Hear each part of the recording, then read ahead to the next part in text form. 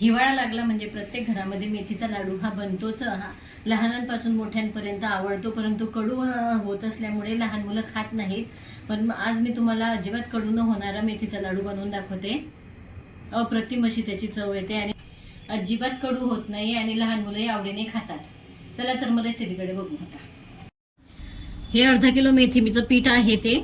आता त्याला मी तेल टाकते त्यामध्ये आणि मिक्स करून घेते.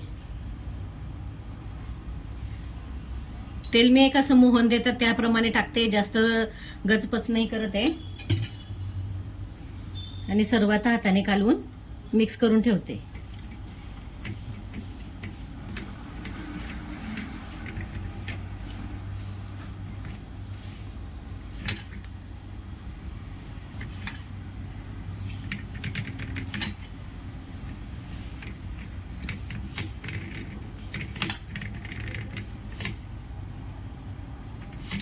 तेल झाकून ठेवल्याने मेथीचा कडवटपणा निघून जातो.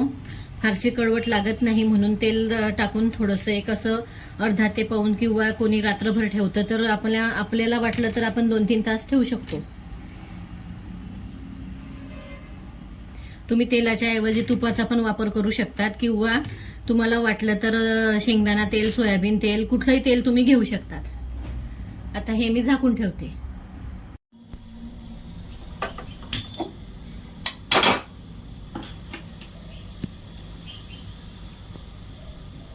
इथे मी हे अर्धा किलो गहू घेतले आहेत, ते भाजून घेऊ.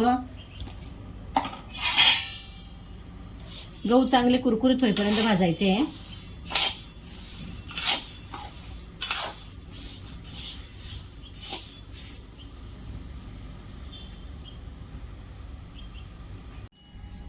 इथे मी डिंक घेतला आहे, तो आता मी कढईत घातला आणि लाह्या फोडतात तसा फोडून घेते.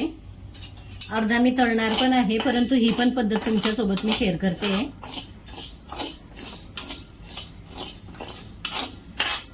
डिंक टाकल्यावरती हलवत राहायचं, मग पटकन लाह्या फुटतात.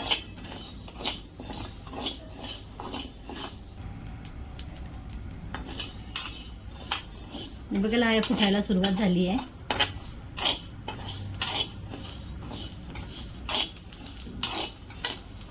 तेलाचा वापर न करताही डिंक फुटू शकतो आणि बिलकुल तळलेल्या डिंकासारखाच होतो. तळायसाठी थोडं तेल घातलं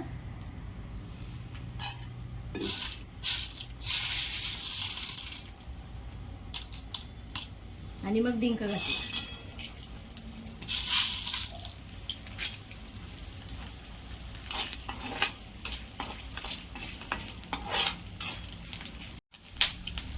छान तळला गेला डिंक, तर काढून घेते.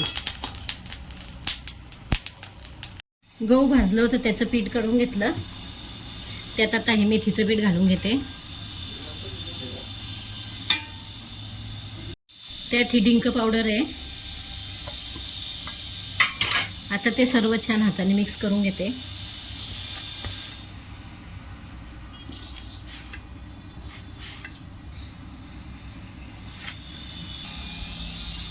डिंक पावडर म्हणजे तळलेला डिंक मी तो बारीक नाही केलेला आहे, ती मी कच्चा डिंक तो मिक्सरला बारीक करून घेतलेला आहे. तळलेला अजून करायचा बाकी आहे, तो दाखवेल तुम्हाला मी. आता हे सर्व मिक्स झालं आहे. आता या पिठामध्ये घालू शिंगाड्याचे पीठ. ते मी 200 ग्रामचं घेतलेलं आहे, ते मिक्स करून घेऊ.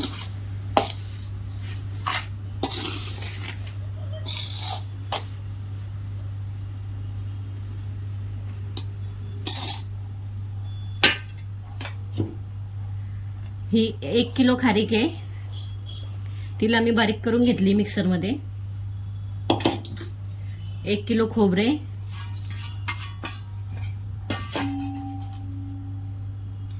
इथे मी हे 1 पाव बदाम जाडसर मिक्सरमध्ये बारीक केले. 100 ग्रॅम पिस्ता आहे, त्यानंतर 1 पाव काजू आहे, ते पण बारीक करून घेतले. आणि हे आवीळ आहे, ती पण मी बारीक करून घेतली आहे.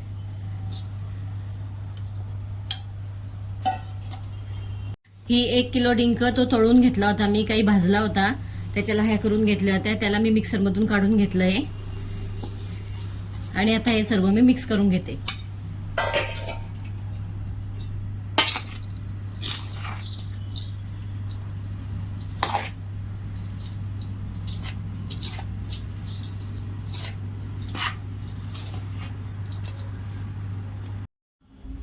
हे सर्व चांगलं मिक्स करून घेतलं.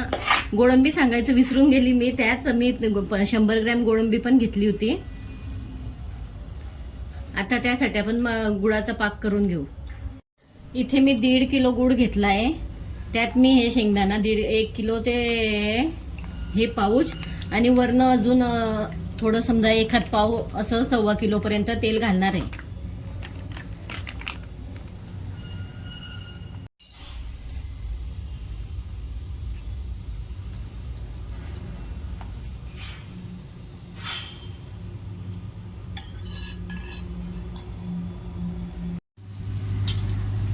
आता आपल्याला जोपर्यंत गुळ पूर्ण तेलामध्ये मिक्स होत नाही, म्हणजे पूर्ण मेल्ट होत नाही, तोपर्यंत सारखं ढवळत राहायचं.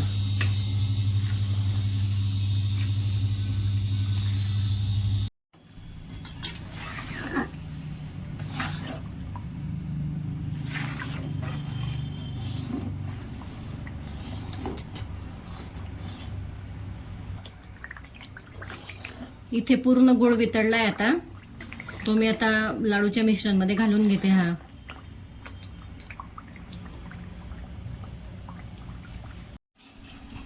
आता मी सर्व हा पाक यात ओतून घेते.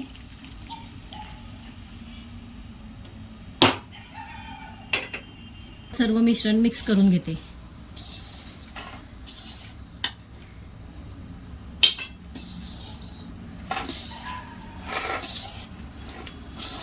दीड किलो गुळ आणि 1.5 किलो तेल बरोबर होतं त्याला.